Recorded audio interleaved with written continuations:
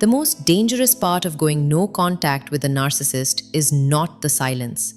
It is what the silence does to them. Most people think no contact ends the game. They think the calls stop, the messages stop, the pressure stops, and the story fades.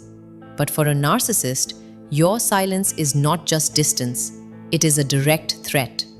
It tells them they can no longer reach into your mind whenever they want. It tells them they can no longer pull your emotions like strings. And that is why the period after no contact becomes so intense. If you do not understand what happens next, you can mistake strategy for love, panic for pain, and performance for change. Stay with me, because each stage gets more revealing, and the sixth one explains why so many people still feel controlled by a narcissist even when they have not spoken in months. Let me break the biggest illusion first. Narcissists do not react to no contact the way healthy people react to loss. A healthy person may feel sadness, confusion, regret, or longing. A narcissist often feels loss of access and loss of control. That is why their behavior after no contact can look extreme and inconsistent. They are not responding to your absence in a normal emotional way. They are responding to the fact that their usual methods are failing. And once their usual methods fail, new methods appear. That is where the pattern begins. The first thing narcissists often do when you go no contact is become strangely gentle. The cold person becomes warm. The critical person becomes thoughtful. They may send a soft message, a meaningful memory, or words that sound mature and self-aware. But notice the timing. This gentleness appears right when your silence starts becoming real. That is not random. They are not always reaching for the truth. They are reaching for the version of you that still wants to believe them.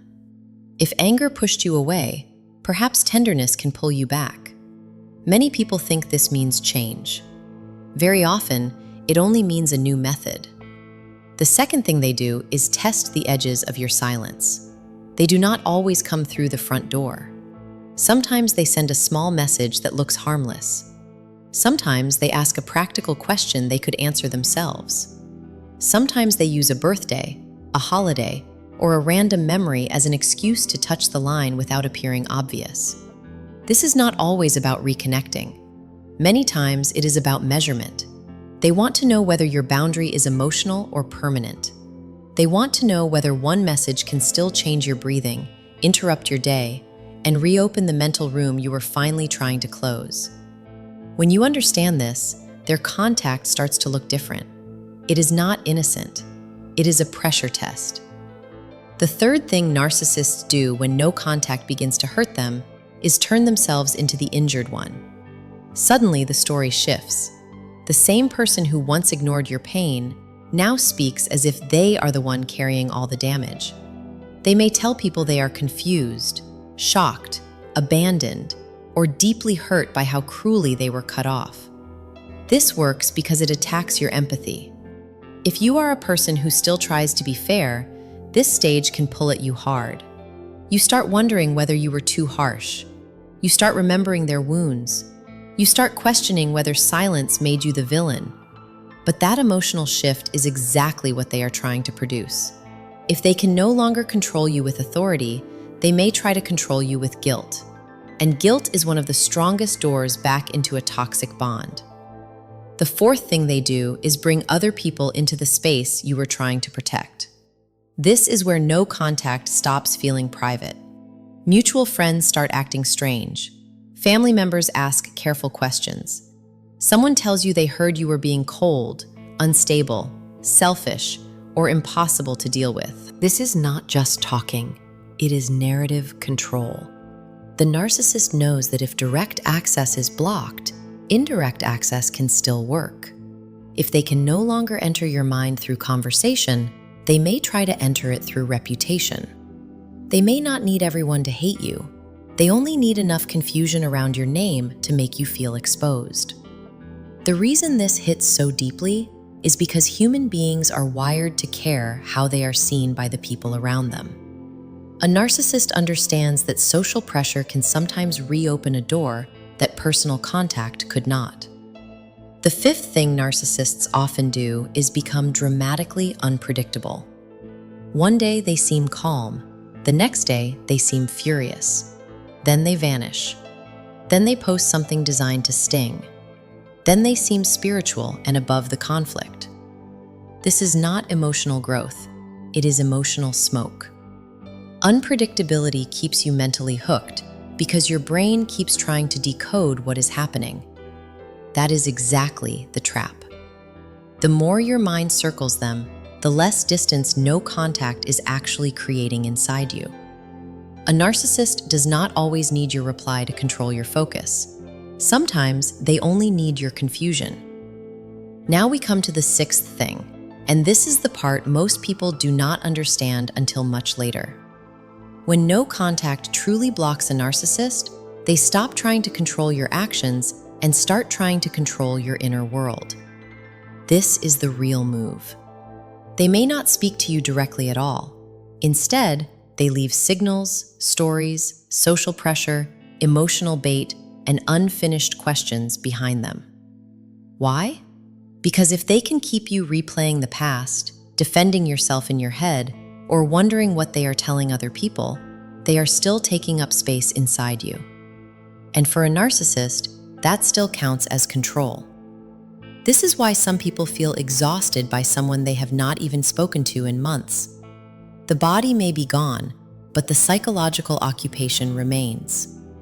That is the final trap of no contact with a narcissist. Silence on the outside does not always mean silence on the inside. When you step back and look at the full pattern, something important becomes clear. Each tactic looks different, but each one is asking the same question. Can I still reach you? Can I still change your mood? Can I still pull your attention away from your own life and back toward me? First, they try softness. Then they try testing. Then they try guilt. Then they try social pressure. Then they try confusion. And finally, they try to live rent-free inside your mind, without direct contact at all. That is why people get so confused after going no contact. They expected nothing. What they got was a sequence. They expected distance. What they got was strategy. And once you see the sequence, the whole thing stops looking random. This is also why no contact feels powerful to you and threatening to them at the same time. To you, it may feel like finally choosing peace. To them, it feels like losing easy access.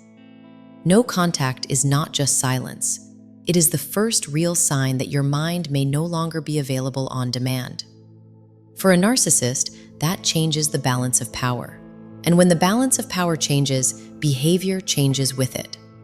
It is not always that they become a different person. It is that the same need becomes easier to see. So if you ever wondered why a narcissist seems softer, sadder, louder, calmer, colder, and more confusing after you go no contact, the answer is simple. They are cycling through methods. They are looking for the one thing that still works. They are trying to discover whether your silence is real and whether your emotions can still be made to orbit their needs. That is the reality most people do not expect. No contact does not always make a narcissist disappear. First, it reveals them. And once you see how many masks a person can wear just to feel your attention again, the whole story changes. The relationship was never held together by love alone. It was held together by access. And no contact threatens that more than anything else ever could.